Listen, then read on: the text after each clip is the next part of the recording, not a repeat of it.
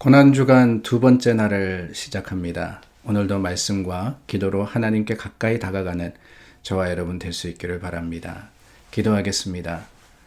참 좋으신 주님 감사합니다. 우리 가운데 함께 하시니 예수 그리스도의 십자가를 바라보는 믿음의 사람들, 우리 동행하시는 그 하나님의 놀라운 은혜 가운데 오늘도 믿음의 담대함으로 행하게 하시고 주님의 좋으심을 세상 속에 드러내고 증거하며 보이는 하나님 사람 삼아 주시옵소서.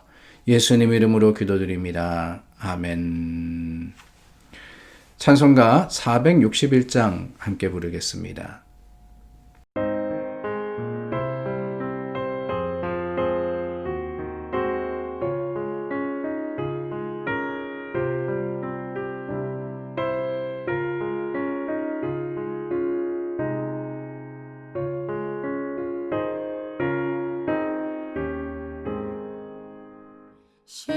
십자가를 질 수 있나 주가 물어보시네.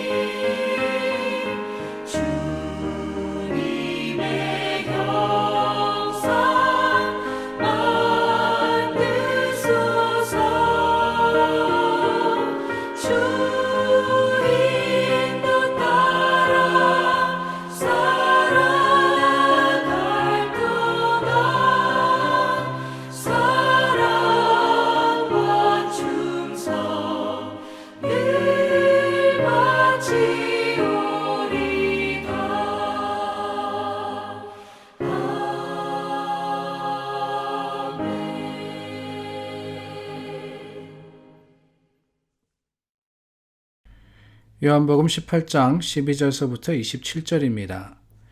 이에 군대와 천부장과 유대인의 아랫사람들이 예수를 잡아 결박하여 먼저 안나스에게로 끌고 가니 안나스는 그 해의 대제사장인 가야바의 장인이라. 가야바는 유대인들에게 한 사람이 백성을 위하여 죽는 것이 유익하다고 권고하던 자라라. 시몬 베드로와 또 다른 제자 한 사람이 예수를 따르니 이 제자는 대제사장과 아는 사람이라. 예수와 함께 대제사장의 집들에 들어가고 베드로는 문 밖에 서 있는지라. 대제사장을 아는 그 다른 제자가 나가서 문 지키는 여자에게 말하여 베드로를 데리고 들어오니 문 지키는 여종이 베드로에게 말하되 너도 이 사람의 제자 중 하나가 아니냐 하니 그가 말하되 나는 아니라 하고 그때가 추운 고로 종과 아랫사람들이 불을 피우고 서서 쬐니 베드로도 함께 서서 쬐더라. 대제사장이 예수에게 그의 제자들과 그의 교훈에 대하여 물으니 예수께서 대답하시되 내가 드러내놓고 세상에 말하였노라. 모든 유대인들이 모이는 회당과 성전에서 항상 가르쳤고 은밀하게는 아무것도 말하지 아니하였거늘 어찌하여 내게 묻느냐. 내가 무슨 말을 하였는지 들은 자들에게 물어보라. 그들이 내가 하던 말을 아느니라. 이 말씀을 하심에 곁에 섰던 아랫사람 하나가 손으로 예수를 쳐 이르되 내가 대제사장에게 이같이 대답하느냐 하니 예수께서 대답하시되 내가 말을 잘못하였으면 그 잘못한 것을 증언하라. 바른 말을 하였으면 내가 어찌하여 나를 치느냐 하시더라. 안나스가 예수를 결박한 그대로 대제사장 가야바에게 보내니라. 시몬 베드로가 서서 불을 쬐더니 사람들이 묻되 너도 그 제자 중 하나가 아니냐. 베드로가 부인하여 이르되 나는 아니라 하니 대제사장의 종 하나는 베드로에게 귀를 잘린 사람의 친척이라 이르되 내가 그 사람과 함께 동산에 있는 것을 내가 보지 아니하였느냐. 이에 베드로가 또 부인하니 곧 달기 울더라. 오늘 말씀은 예수님께서 잡히셔서 이제 그 제사장에게로 끌려가는 것을 기록을 하고 있습니다. 13절 말씀해 보니까 먼저 안나스에게로 끌고 가니 그랬습니다. 안나스, 우리가 수요 성경 공부 때 나눈 적이 있는 것 같습니다. 대제사장은 사실은 아론의 집안에서 장자들이 맡았던 책임입니다. 그런데 이 예수님의 시대가 되어서는 이것이 정치적으로 사용이 됩니다. 그래서 로마가 좋아하는 또 헤롯이 좋아하는 그런 사람들을 대제사장으로 세우게 되는데 물론 아론의 이 후손이기는 해야 합니다. 원래는 대제사장은 평생직이었는데 이것이 왔다 갔다 여러 가지 이유로 바뀌기도 하고 또 달라지기도 합니다. 근데 그때 예수님 시대의 제사장은 사실은 가야바라는 사람이었는데 그 가야바의 장인이 안나스입니다. 안나스도 대제도 되는데 은퇴를 하고 그러니까 사위에게 물려준 거죠. 그러나 그랬음에도 불구하고 이 안나스의 영향력이 여전히 대단했기 때문에 사람들이 먼저 예수님을 안나스에게 끌고 간 겁니다. 그리고 그 안나스에서 가야바로 또 이렇게 끌려가시게 되는 거죠. 오늘 본문 말씀 이렇게 예수님이 이제 순환을 겪으시는데 그 중에 중요한 우리가 잘 알고 있는 내용이 나옵니다. 바로 베드로가 예수님을 3번 부인한 사건입니다. 예수님을 3번 부인한 사건. 흔히 그런 말을 하죠. 진짜는 위기 때 드러난다고 말입니다. 진짜는 위기 때 드러난다. 무언가가 진짜인지 가짜인지를 알기 위해서는 평상시는 보이지 않습니다. 그러나 어떠한 이 특별한 순간, 위기의 순간, 어려운 순간이 오면은 이게 진짜인지 가짜인지 명확하게 알게 된다는 거예요. 우리가 농담처럼 그런 이야기 하지 않습니까? 명품 가방이 진짜냐 가짜냐, 짝퉁이냐 아니면 정품이냐라는 것을 언제 알 수 있느냐? 비가 오면 안다 그러죠. 비가 오면. 비가 오면은 정품 가방은 품에 안고 뛰게 되는데 짝퉁 가방은 머리에 이 비를 피하기 위해서, 머리 적지 않기 위해서 머리에 쓰고 간답니다.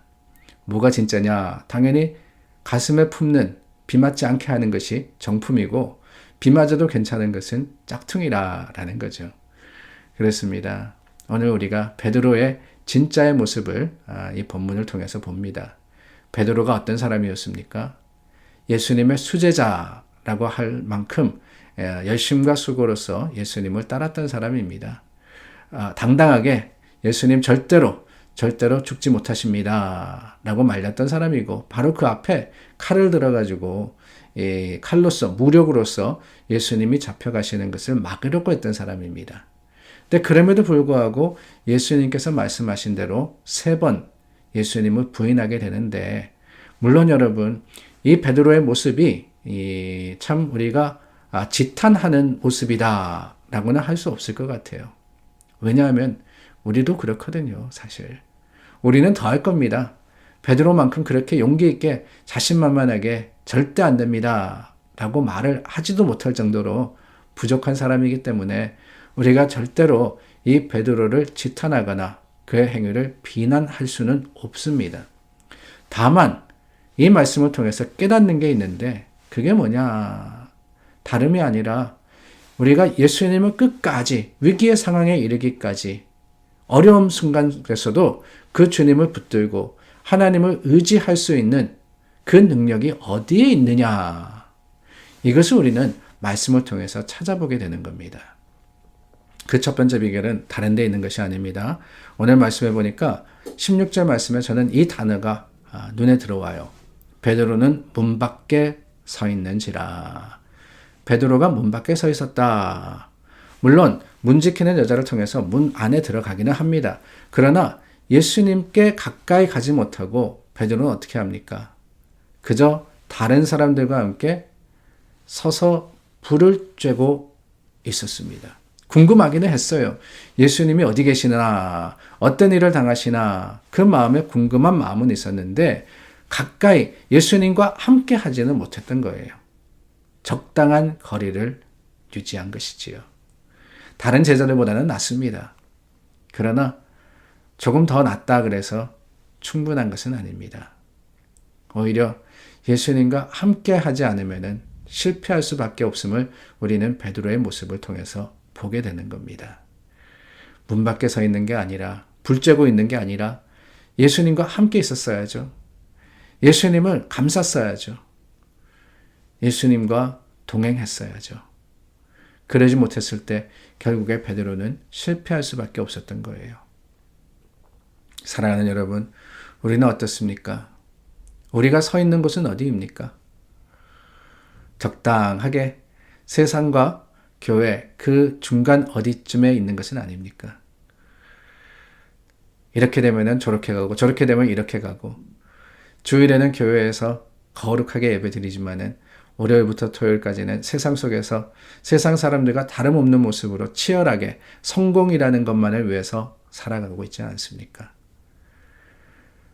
실패하지 않기 위해서는 주님과 함께 해야 합니다.